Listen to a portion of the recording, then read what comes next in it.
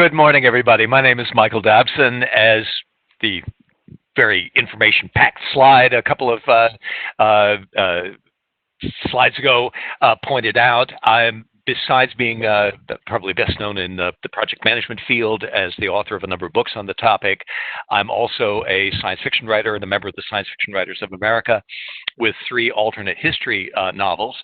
And I first got interested in the Turing test. Well, I guess I first discovered it in while reading Neal Stephenson's Cryptonomicon, and of course it plays a very, very big role in William Gibson's Neuromancer. And oops, here we go. All right, move this forward. Why is that?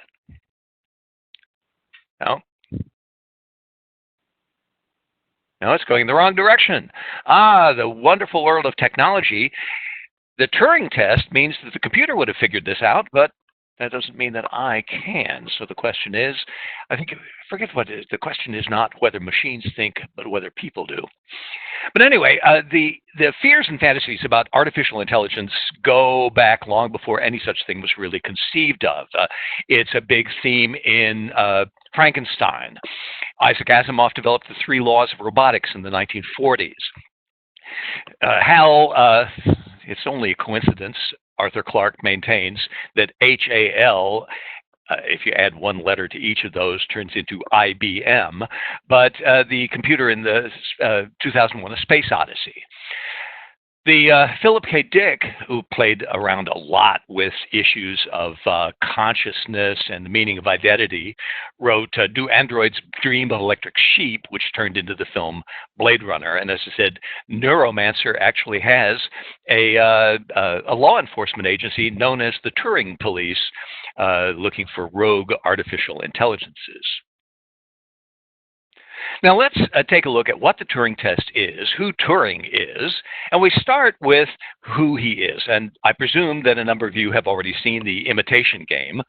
Turing was, I guess until he was, doesn't look a lot like Benedict Cumberbatch in this, but you know, it's the same guy. Turing was not very well known until lately, and he's becoming more and more famous and being rescued from obscurity. Turing originally, a lot of his breakthrough concepts in mathematics were as a cryptanalyst. He was probably the leading intellectual behind the Bletchley Park code breakers that managed to break the German Enigma coding machine. As a pioneering computer scientist, he developed a proof that with only 4 operations, any problem in mathematics could be solved by a computer, and it only took 4 commands. In 1950, he wrote a very, very famous article that begins with, "I propose to consider the question, can machines think?" This was a paper published in the Oxford University Press journal Mind called Computing Machinery and Intelligence. Now, Turing instantly figured out what was the real problem with this question. And the real problem with the question is, what do you mean by think? The question, whether machines can think, well, you got to get the definition right first. And a lot of arguments, I think, they go bad because we can't even agree on the meaning of the terms. Well, one argument against machine intelligence is, of course, religious, because thinking is a function, human cognition is a function of our immortal soul, and machines don't have souls, therefore machines cannot think, not in any kind of human sense. The difficulty, of course, is that a scientific measurement of the soul is rather difficult. So the problem with this definition is that it's not operational. There's no real measurement or test you can perform.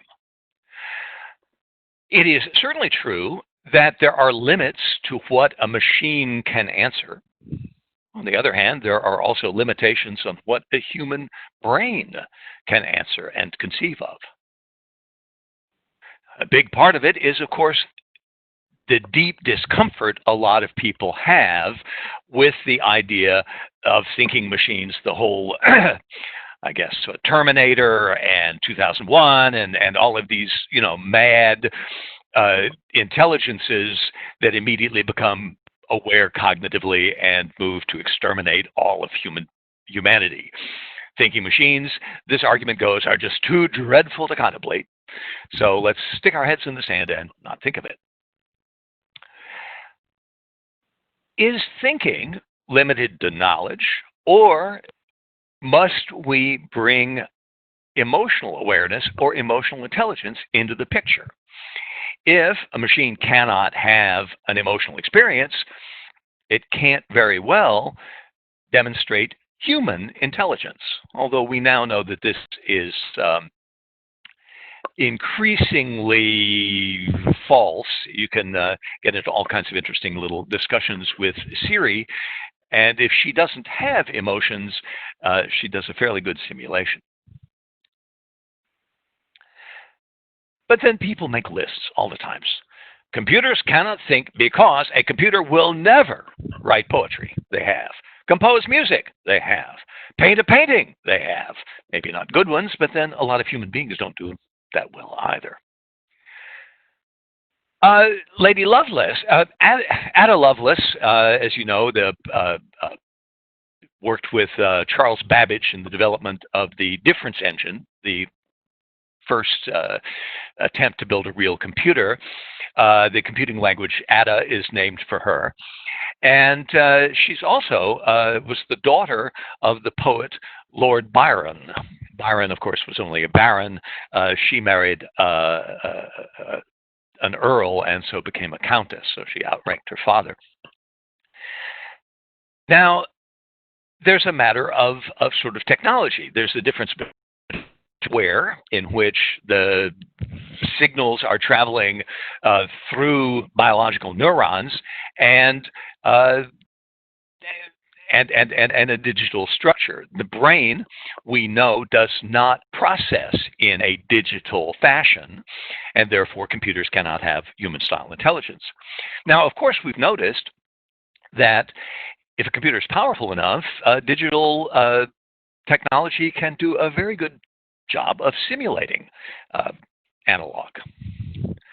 Argument for the informality of behavior says that you can predict what a computer is going to do because a computer is logical and based.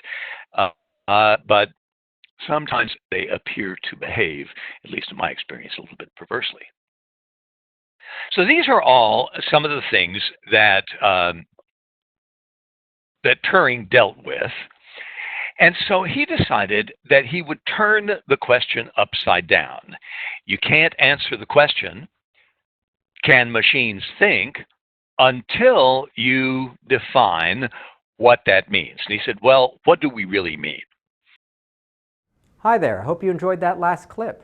My name is Michael Malutis, and if you'd like to watch the full 60 minutes of that last webcast, while also getting complete unlimited access to our entire library of IT learning, simply visit our subscribe page at greatpro.org/subscribe.